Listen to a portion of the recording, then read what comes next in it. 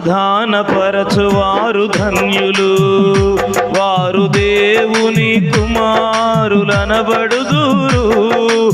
సమాధానపరచువారు ధన్యులు, వారు దేవుని కుమారులనబడుదురు. నీతి నిమిత్తం హింసింపబడువారు ధన్యులు, నీతి నిమిత్తం హింసింపబడువారు ధన్యులు. పరలోక రాజ్యము వారిది, పరలోక రాజ్యము వారిది.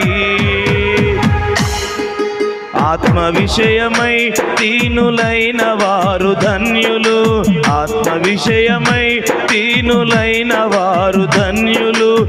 పరలోక రాజ్యము వారిది.